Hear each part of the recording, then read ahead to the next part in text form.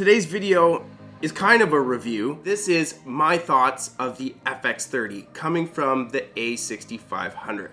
So for those of you who have seen a ton of pro reviews and it's left you just kind of wanting to know a little bit more from somebody that's coming from your experience. When you're upgrading to a camera like this from an older APS-C line and you don't have S-Log3 with 14 stops of dynamic range and 10-bit color, you're going to be faced with some challenges that you will have to overcome before you're comfortable shooting with this camera. So if you want to know what those are and kind of my experience, what my thoughts are, the pros and cons of this camera, keep watching.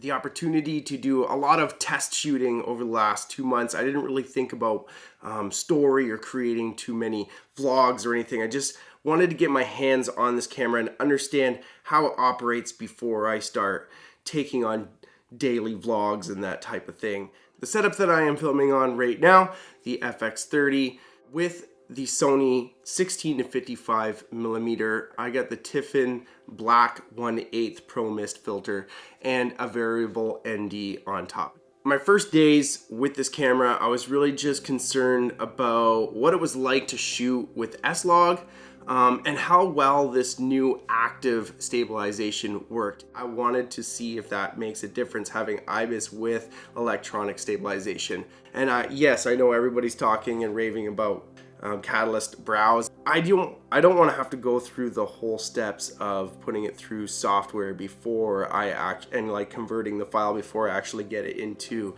the editor. So my first days were taking this camera to work.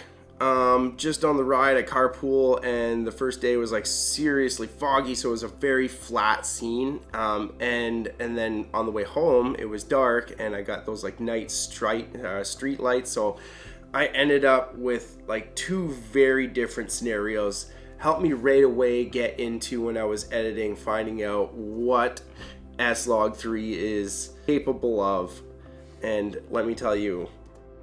So a lot of people have different opinions about how to expose your S-Log footage. You should probably expose a little bit brighter and bring it down, but I noticed that if you were working with the 800 base ISO, you can be a little bit under, you can be a little bit over. The results really aren't that different, and you really do have a lot of flexibility with this file.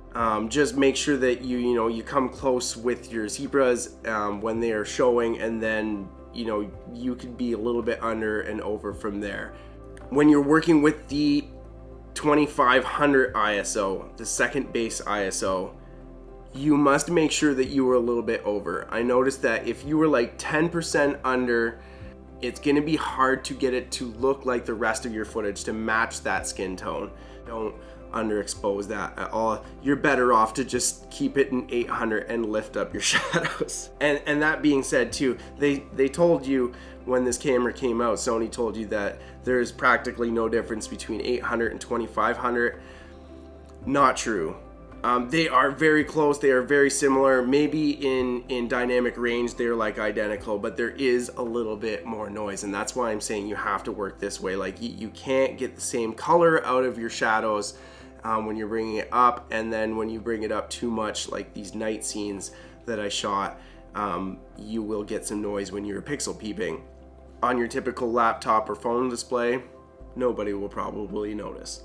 No matter what the situation is, I don't like blowing out highlights. But if you have to expose for skin tones, then you need to make sure that that is number one. You can't rely on the histogram, and you can't rely on just the zebras either. I find you need to have both of those with this. And as well, you have to have a Rec 709. Now this is where I had problems. I put a custom button on the down part of the circle to turn on the Rec 709 LUT on and off. And this is super important. When you're exposing for your skin tone, remember to turn the Rec 709 off so that you get your zebras at 65 to 70% for your skin tones on the S-Log footage. But when you're looking at the Rec 709 to kind of get an example of how it's going to look after you put a LUT on this. The zebras show up differently. So a few times I exposed improperly because I had that Rec 709 on. Having that special or the custom button set up to toggle that on and off is clutch. Just make sure that you are not exposing for your skin tones with the Rec 709 on. And the stabilization, I decided to keep it on my memory recall. Yes, I did notice that my footage was a little more fuzzy when I have it on. If there is some shake, it de-sharpens the edges of everything in the scene. But you gotta really pixel peep to see that. And I find personally that I get more usable footage with it on than with it off. Now, if I am really concerned about quality and I'm gonna have it on a tripod, I got another custom button made. I used the center select button in the middle of that wheel to change my stabilization from on to off. If I'm trying to quickly capture something and I'm throwing it back into memory 1 or 2, it's automatically on, and then if I'm like run and gun trying to keep it stable, I end up with more usable footage. That's the way I see it. And I also feel like, coming from somebody that wants high quality video, and I'm repurposing a lot of my footage for stock, that I do find in most cases, as long as I'm not super shaky with my footage, even with the active stabilization on, the quality is certainly good enough to actually upload and get accepted by those websites. So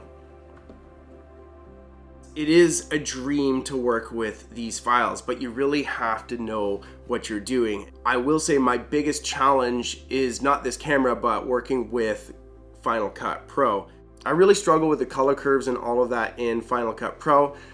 That being said, I have been getting better at, you might have noticed some of the footage that I've been playing here, that the colors are starting to get closer and closer to natural or like cinematic looking. And I will be investing in like a plugin just to make my life easier. I've been looking at Color Finale, so I will be talking about that again in the future. The other thing I had to learn about was what the file format should be. This one here, I wanted the highest quality, but I also want to make sure that I can work with it on my computer. Now I do have a newer M1 and it's a MacBook Air. It's not even a Pro. And I went right off from the top to the highest quality file possible and noticed that there was absolutely no lag on this computer. I would rather have a bigger file, and honestly, if I can have the best quality and be able to work with that, I'm more concerned about that than memory space. You can always buy more solid state drives. So I am shooting with the XA VCS-1. That is the largest possible resolution, the best quality.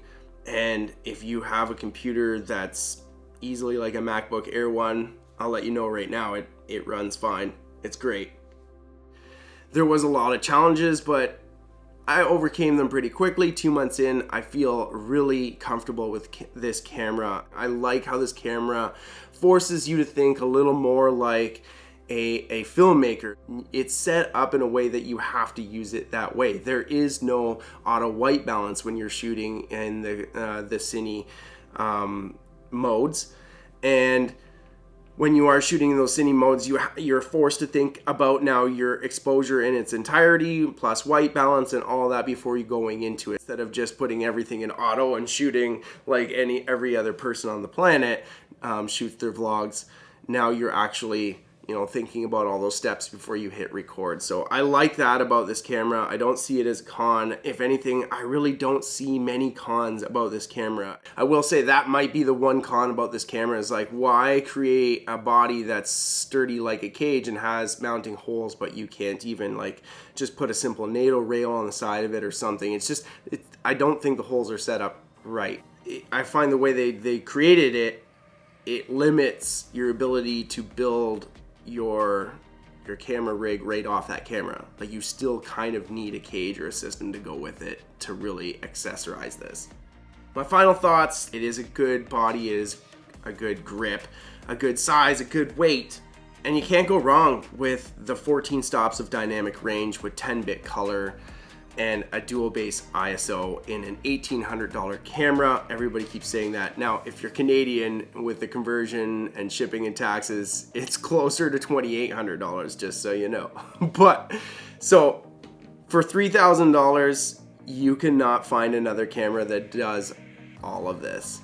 Is this camera for everybody?